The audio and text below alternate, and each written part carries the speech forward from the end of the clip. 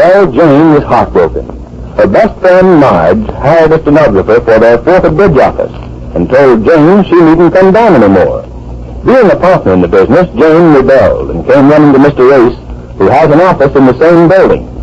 This episode is in 2 scenes: Mr. Ace's real estate office, and then to the 4th and Bridge office upstairs. But first to Mr. Ace, who has heard Jane's story and is trying to console her. Now listen to this, Jane. You can see how ridiculous it is for you to carry on this way simply because Marge put that Miss Dooley to work up there and then told you that you weren't needed around the office anymore. In the first place, Marge told you just now that you're still a partner in the business. Didn't she tell you that? Yeah, so what do I do? Nothing. Exactly. You're a partner who shares in the profits, and you don't have to do a bit of work for it. All you do is practically clip coupons. I'd like to clip that Miss Dooley. Oh, now, wait a minute. Don't talk like that, Jane. Oh, what do you mean, clip coupons? Well, it's an expression. I mean, you don't have to do a thing, and you still make money because 4th and Bridge service is your idea, isn't it? Yes, it's my idea. Right, so you just sit back and get royalties. You don't have to do a thing, and you get paid for it. It's ideal, that's what it is. It's idle, that's what it is. Well, you'll be idle, but you get paid for it. I don't know what more you could want than that. You don't have to come down to the office every day. You don't have to sit there answering phone calls or taking orders. But I like to do that. I was doing it so good, too. Oh, I know you were, Jane. And then she had to do this to me. Didn't tell me anything. Just let me walk into the office this morning, and I find that woman sitting there doing all the things that I've been doing. Well, Marge needs a girl who can take shorthand, a girl with office experience. Yes, but the way she did it, she didn't even tell me about it. Oh, now, she did tell you. Marge told you she was quitting her job to devote her entire time to this new business. And she told you that you wouldn't have to come down to the office anymore. I was there when she told you. Yeah, I know. But she didn't tell me she was going to hire somebody to work there in my place. But it's not in your place. Well, whose place is she working in, if I may be so cold? Well, it's not in anybody's place. There wasn't anybody there the first 2 weeks. Marge was trying the business out to see if the idea would catch on. And as soon as she found out that people would call up for bridge players to make up a 4th hand, she quit her job and she decided to give this thing all her time. Now, if Marge is willing to work night and day on this thing and still split the profits with you, I don't see where you got a complaint coming. I wish somebody would make me that offer. You don't see where I've got a complaint. You do wish somebody would make that? Of course I do. You mean just to sit back and not have to work and know there's a business going on somewhere for me that brings me in a regular income? I should say I would like that. Look at the way I have to work. Well, you have something to do, haven't you? I haven't. Of course I've got something to do. Plenty to do. Now we'll take this business of mine. Now, you know Mr. Neff is my partner. Is he here? No? Yes. Is he here now? Is he here anytime? Suppose he doesn't. Sometimes he doesn't show up once a month. I haven't seen him in 6 weeks. And still, Mr. Neff is my partner, isn't he? Yeah. Well, I do all the work in this business, and he splits the profits with me. He does? Yes, that's the arrangement we made. Well, how did you let him do that to you? I didn't let him. I asked him to come in. He had the money. He had the influence. He's in a lot of businesses. He puts up money, and other people work for him, and he takes his profits. Well, of all... That's terrible, isn't it? No, it's not terrible. Some people are lucky that way, that's all. Some people have to work hard for their money, and others make it the easy way. It's life, Jane. Yeah, it's a great life if you don't waken. Yes, now, suppose you wake up and see the same thing happening to you. You're just lucky that you thought of this novel idea for the 4th and Bridge business. You did your share. You thought of the idea. Now, you're in the same boat that Mr. Neff is in. You don't have to work, and still you make your little profit every month. Well, that's marvelous, isn't it? Yes, you see, it's marvelous when you're the one that benefits by it. Now, Mr. Neff is a silent partner in my real estate business, and that's what you are in the 4th and Bridge business. Oh? Sure. Now, here's what will happen. The same way Mr. Neff and I do. Every month, I send him a statement of our business and a check for his share of the profit that we've made.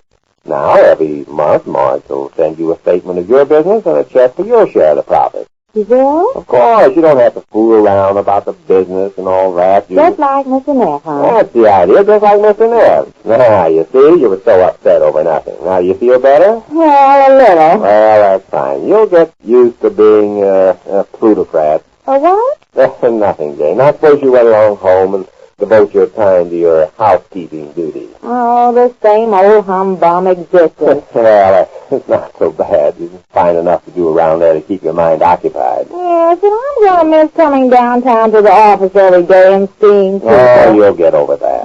The thing that's going to hurt me most is remembering that Miss Dooley sitting up there doing all the things I used to do. Well, don't think about Miss Dooley. What's going on around here? Well, oh, Mr. Neff. Well, this is a surprise.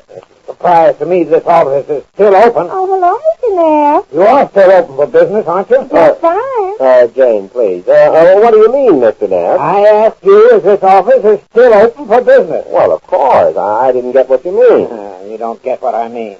You don't get anything around here, do you? What? Do you know those typewriter people took a whole floor of office space in that building across the street? A whole floor of office space? Right under your nose. Well, I didn't know they were... You didn't know. What do you know? Well, what kind of a partner did I get hooked up with, anyhow? Well, I do the best I can. I can't be everywhere at once. You've been nowhere. Oh, I wouldn't say nowhere. In fact, I had thought of going over there later in the day and asking them... Later is next door to never. How could you let that big a proposition get away from you? Well, I didn't know they were coming into town this early. I understood they weren't coming in till this fall. Well, you understood wrong. All right, so I made a mistake. I'll say you did. A very costly mistake, Mr. Ace. This game is tough enough without you making it tougher. Well, I'm doing the best I can. Well, is that your best? And maybe I ought to move my desk in here and sit here all day and watch. Oh, I don't think that's necessary, Mr. Neff. Are you sure they've leased the space over there? Am I sure? He asked me if I'm sure. Yes, I heard him. Every real estate man in town knows they've leased it. But my partner sits here and asks me if I'm sure. Well, I told you I had been working on it, but they gave me to understand they weren't going to move into town till this fall. That's a fine excuse. Oh, it's not an excuse. I feel just as badly about this as you do. Well, if you got up from behind that desk once in a while and got out on the street and talked to people, you'd know what was going on. I do know what's going on. I guess the thing for me to do is to stand here all day like Simon Legree and crack a whip. Oh, now, I think you're carrying this a little too far, Mr. Well, goodbye, dear. What? I'm going. I'll see you at home. Yes, I'll see you at home, Jane. Goodbye, Mr. Neff. Maybe if you didn't have her down here every day taking up your time, you'd know what was going on. Now, wait just a minute. She very seldom comes here. That's in the first place. And in the second place, I told you I had gotten in touch with those typewriter people, and they told me they weren't going to open an office here.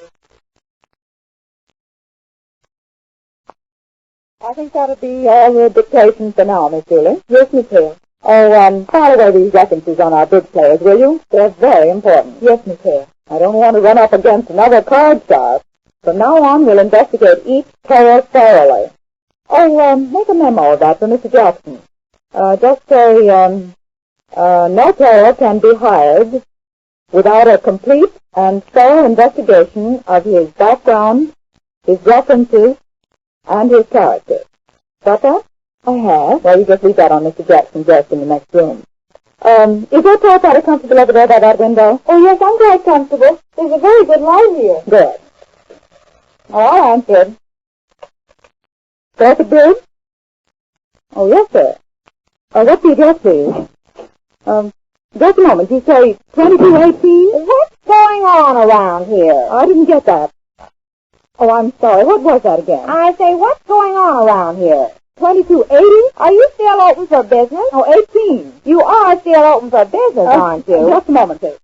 Jane, what on earth? I asked you if you're still open for business. Can't you see I'm taking an order? I can't hear with all that racket you're making. Oh, I'm sorry, Marge. I didn't know. I'm sorry, Mr. Davis. Will you give me that address again? 2218 Elm Street. Yes, I have it. 8 o'clock. Thank you. He'll be there. Yes, sir. Thank you for your call.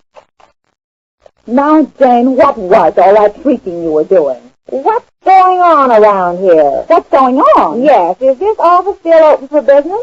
Is it still Well, of course it's open. What are you talking about? Didn't you just hear me take that order for a player? That's no excuse. You did? Yes, that's fair already this morning, and they don't start coming in full force until later in the day. Later is a next-door neighbor. Later... Jane, what's gotten into you? What's gotten into me? She asked me what's gotten into me. Miss Dooley, I'm talking to you. Now, you leave her alone, Jane. She's got a lot of typing to get out. Does that typewriter have to take up the whole office space? Why, Jane, what are you saying? And you let her do it right under your nose. This is utterly preposterous. Now, this is a game of some kind you're playing. Now, listen, Marge, this game is tough enough without you making it tougher. Jane, I don't know what you're talking about, but whatever it is, we're too busy around here to take time out to figure it out. I guess I'm not a partner here. You are. Of course you are. Well, I'm a silent partner. Well, you would be if you wouldn't stand there shouting indistinguishable things. If you're a silent partner, I wish you'd stay that way. And if you were the right kind of a partner, you'd get up from behind that desk once in a while and go out on the street and talk to people and ask them if they want any bridge players. Go out on the street and talk to people? Yes, somebody ought to do something around here. Miss Dooley. Now, leave her alone, Jane. Well, why isn't she typewriting? But she will if you get out of here and leave us alone. Well, maybe I ought to stand around here all day like Simone Legree and crack a whip. Simone! This is no... It looks as if the silent partner is going to make herself heard around the Fourth of Bridge business. We'll learn more about that when next we meet the Easy Aces.